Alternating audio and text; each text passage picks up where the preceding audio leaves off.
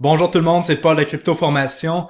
Très heureux d'être de retour avec vous aujourd'hui pour une vidéo où est-ce qu'on va parler de crypto-monnaie, du prix du Bitcoin, du prix des altcoins. Qu'est-ce qui se passe? Est-ce qu'il reste encore des vendeurs? Et s'il ne reste plus de vendeurs, est-ce qu'il y a des acheteurs? On va parler de ça dans la vidéo.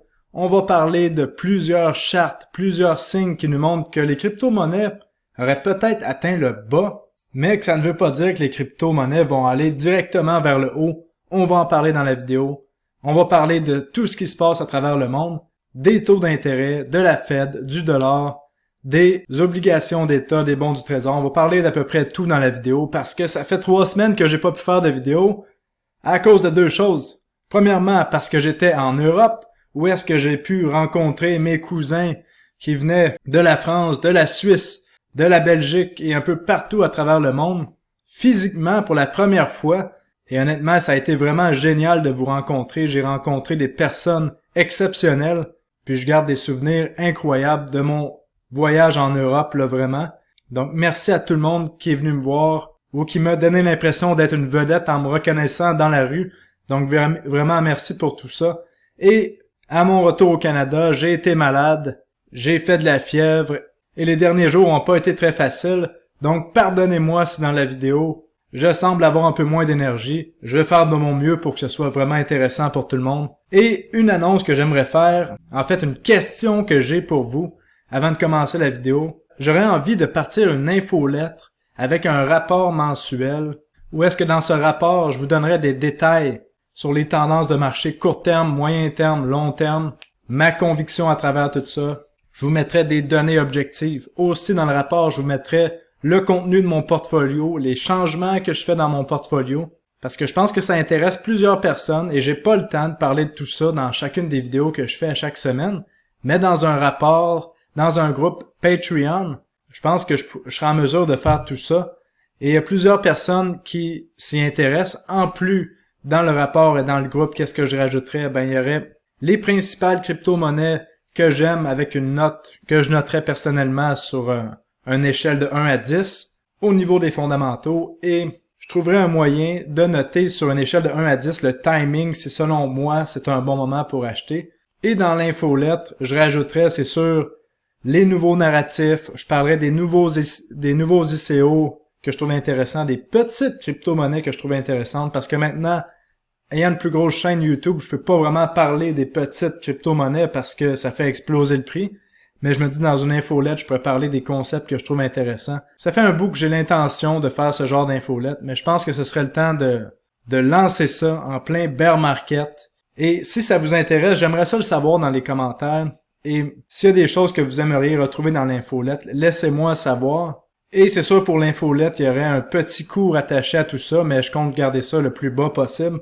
Donc si ça vous intéresse, laissez-moi savoir dans les commentaires. Et comme d'habitude avant de commencer la vidéo, rappelez-vous que je ne suis pas conseiller financier, donc tout ce que je dis dans la vidéo, ce n'est que mon opinion, et faites vos propres recherches avant de prendre toute décision financière. Donc ceci étant dit, on commence la vidéo. Donc avant d'aller voir la charte du Bitcoin, le prix des altcoins, allons voir quelques nouvelles d'impact qui se sont passées dans les 3 dernières semaines depuis que je n'ai pas fait de vidéo en fait. Qu'est-ce qu'on a vu?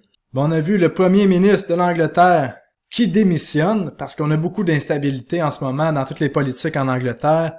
On a vu dans les Pays-Bas, les agriculteurs qui se sont révoltés.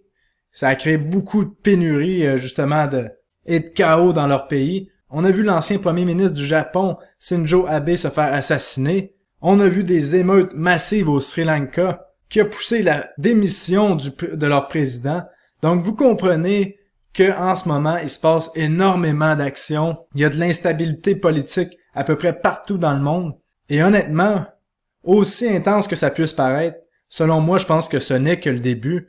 Et on va en parler plus tard dans la vidéo parce que quand on voit les chiffres d'inflation qu'on a dans des pays de l'Ouest comme aux États-Unis avec du plus de 9%, 9,4% en Angleterre, en Europe des chiffres d'inflation énormes, eh ben, il faut se rappeler que c'est rien à comparer de ce qu'on est en train de voir dans le monde en ce moment. Regardez ça. On voit qu'il y a plus que 18 pays dans le monde où est-ce que l'inflation dépasse les 30% année sur année. Donc, vous comprenez que lorsqu'on a ce genre d'inflation-là, il y a des gens qui sont plus capables de manger et ça crée des émeutes.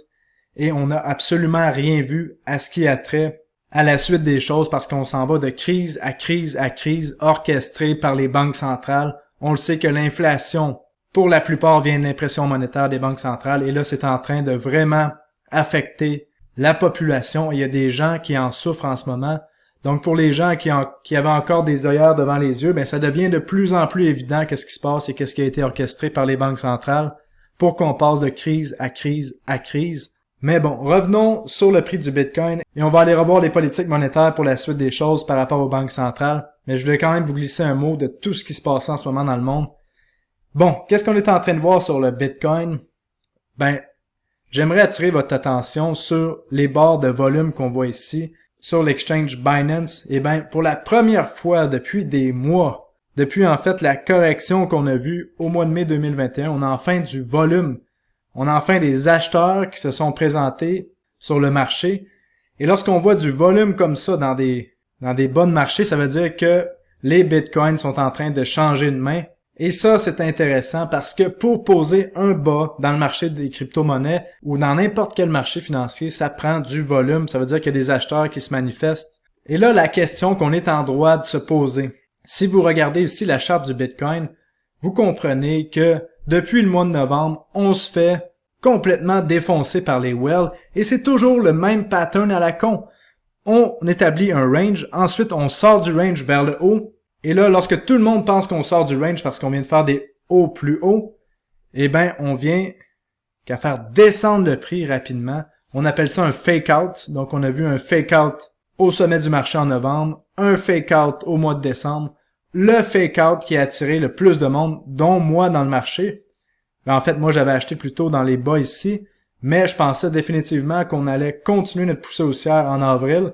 Et ensuite, on s'est fait défoncer. On a eu le fake out après la consolidation. Et ensuite, le Bitcoin a passé des 35 000 jusqu'aux 17 000 $. Et là, en ce moment, la question qu'on est en train de se poser, c'est que oui, on a établi un range depuis la mi-juin jusqu'à la mi-juillet. Et là, on vient de sortir du range. Vous voyez, on a fait des hauts plus hauts que les précédents. Et là, la question, c'est est-ce qu'on se fait faire un fake out encore et qu'on va aller chercher des bas plus bas, possiblement autour des 16-17 000 $, ou est-ce que ça va tenir et qu'on va avoir un range qui va s'établir plus haut, là, possiblement, entre les 22 000 $ et les 28 000 $. Donc, la question est, est-ce que le range qu'on a vu de juin à juillet était une distribution de Wyckoff, ou est-ce que vous voyez, on a le fameux fake out qui est le UTAD juste ici, et puis on s'en va beaucoup plus bas, ou c'était plutôt une accumulation de Wyckoff, ou est-ce qu'en ce moment, on a des signes de force, ou est-ce qu'on va faire un retest des hauts précédents et qu'on va rebondir vers le haut. Donc cette question-là, seul l'avenir va nous le dire parce qu'il faut se rappeler que le marché a toujours raison, mais on va aller voir certains indices qui vont nous montrer ensemble possiblement la tendance que pourrait prendre le marché. Vous vous souvenez du vidéo que j'avais faite sur les 3 étapes d'un marché baissier? Ben normalement, on a vu la première étape qui était la correction, et là je vous parle depuis mi-juin en ce moment on serait possiblement dans la dernière phase du marché baissier qui est un range de côté où est-ce que les entités qui veulent entrer en jeu accumulent des bitcoins, accumulent des crypto-monnaies. Et là, on aurait vu possiblement un premier rallye, donc une première hausse sur le marché des crypto-monnaies. Et que si normalement, on avait vraiment cette phase de latéralisation, ben, on aura encore pour quelques semaines, quelques mois d'avoir des crypto-monnaies qui resteraient dans des bons prix, là, entre 20 000 et 25 000 $ sur le bitcoin et dans les mêmes ranges qu'on a vu sur les altcoins. Mais bon, pour les gens qui me suivent sur Twitter et sur Telegram, vous avez vu que j'ai racheté 25% de mes positions en stablecoin sur certains altcoins. Et plusieurs personnes se demandent, mais pourquoi Paul, est-ce que tu achètes maintenant alors que tu nous parlais que tu voulais attendre fin juillet, voir qu'est-ce que la Fed allait faire? Ben tout simplement que j'ai eu une prise de conscience et que je me suis dit quelque chose. Vous vous souvenez de ma dernière vidéo? Je vous disais que lorsque le Bitcoin était autour des 19 000 $, qu'en ce moment, si on était dans un marché normal, où est-ce qu'on n'aurait pas la Fed qui augmente les taux d'intérêt, qui réduit son bilan financier, qu'on n'aurait pas une crise planétaire de nourriture, qu'on n'aurait pas une pandémie mondiale en cours actuellement, on avait le moment le plus opportun de tous les temps d'acheter des crypto-monnaies parce que on avait le P-Cycle Bottom Indicator qui nous indiquait qu'on arrivait au bas de marché. On avait aussi le NUPEL, NUPL, qui nous indiquait qu'on arrivait au bas de marché. On avait un Bitcoin qui était en dessous de sa moyenne des 200 derniers jours. Et à chaque fois que c'était arrivé, c'était des moments opportuns pour acheter des crypto-monnaies. On avait un sentiment qui était complètement cassé. Donc, normalement, c'était des moments d'achat incroyables. Et la seule raison que je vous avais dit pourquoi j'achetais pas en ce moment, c'est parce que je me suis dit, cette fois, c'est différent. Cette fois, c'est différent. Ça va aller plus bas parce qu'on a des politiques monétaires ou blablabla. Et là, ça m'a rappelé quelque chose d'important. Le discours de dire « cette fois, c'est différent » est vraiment dangereux. Vous vous souvenez? Lorsqu'on est arrivé au sommet du marché ici, en octobre-novembre, c'est ce qui m'a poussé à pas vendre juste au sommet ici en novembre. C'est parce que je me suis dit « cette fois, c'est différent, les institutions sont dans la partie, donc les cycles sont potentiellement plus longs sur le Bitcoin. » Alors que mon cycle, vous vous souvenez, disait qu'on avait un sommet fin octobre, début novembre. Et là, ensuite, en voyant la correction du marché, vous vous souvenez, j'avais vendu des positions ici et ici.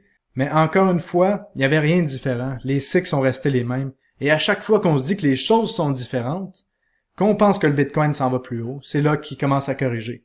Et la même chose qui est arrivée ici. Lorsque le Bitcoin est arrivé autour des 35 000 $, vous vous souvenez, je vous disais que je rachetais parce que je me disais, cette fois, c'est différent, les institutions sont dans la partie, donc ne laisseront pas le Bitcoin et les altcoins descendre comme habituellement là du 80-85% de correction. Et là, qu'est-ce qui est arrivé? On a monté, on s'est fait faire un fake out et puis on a corrigé. Et le Bitcoin a quand même corrigé de plus de 74% là, si on regarde du sommet jusqu'au bas. Donc, encore une fois, il n'y avait rien de différent et il fallait pas se dire cette fois c'est différent. Et là, en ce moment, on arrive dans des moments d'achat historiques sur le Bitcoin et on se fait dire, cette fois, c'est différent. Le Bitcoin va aller à 10 000 $. On n'a rien vu.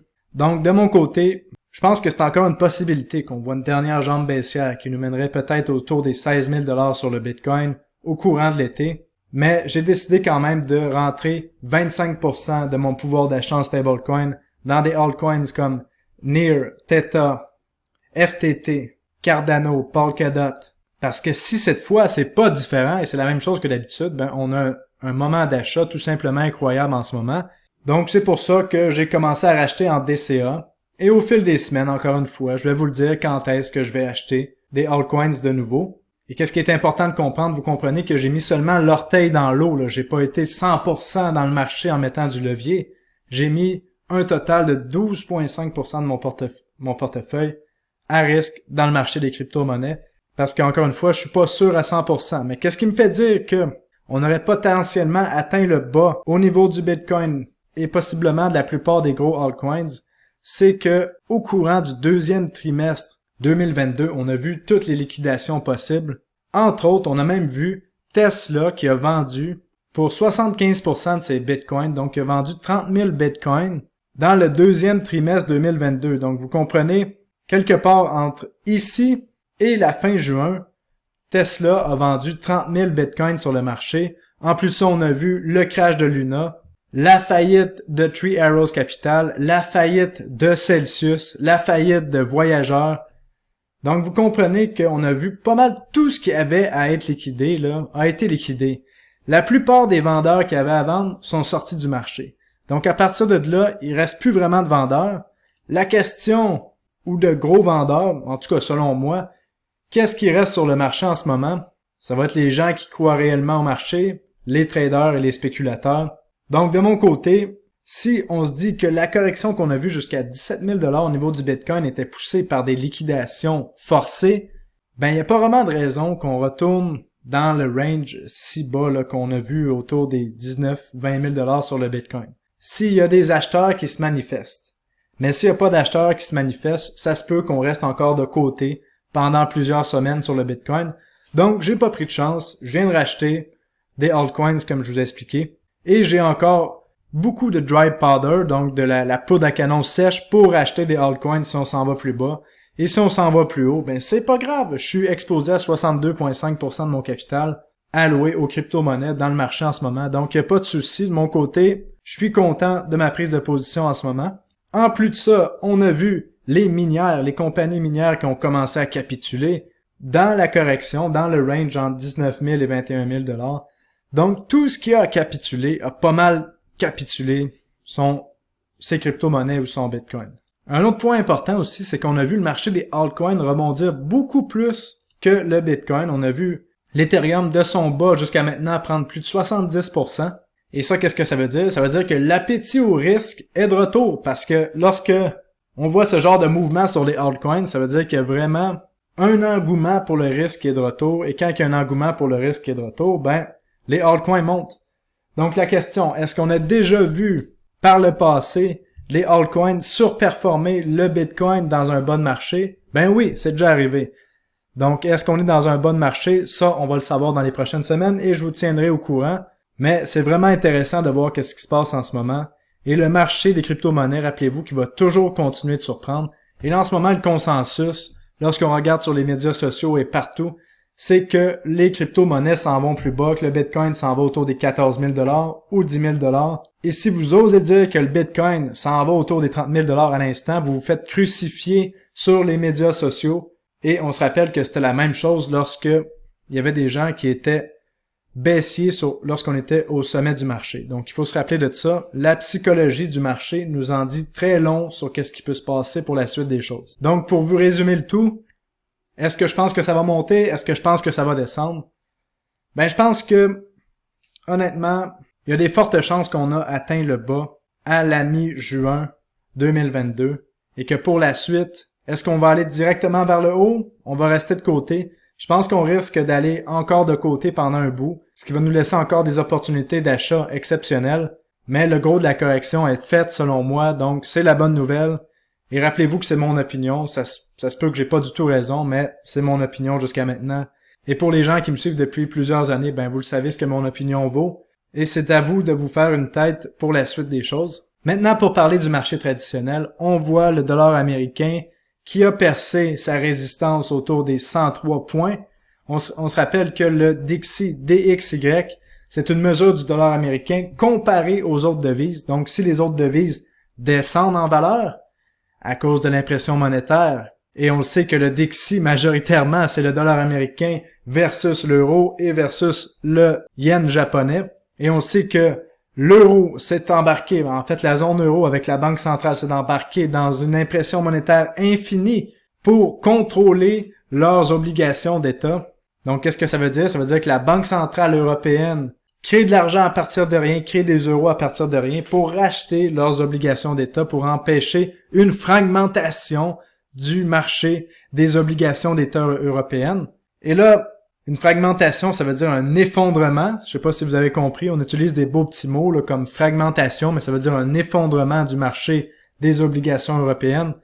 Et on vous dit qu'on a des nouveaux outils pour faire cela, mais il n'y a aucun nouveau outil avec une banque centrale. On se rappelle que leurs seuls outils, c'est soit de monter ou descendre les taux d'intérêt, ou leur deuxième arme, c'est d'imprimer de l'argent à partir du vide pour manipuler les marchés et faire ce qu'on appelle du yield curve control. Et c'est ça qu'on est en train de voir en ce moment. Et ça, qu'est-ce que ça fait? Ça fait diluer la valeur de vos euros.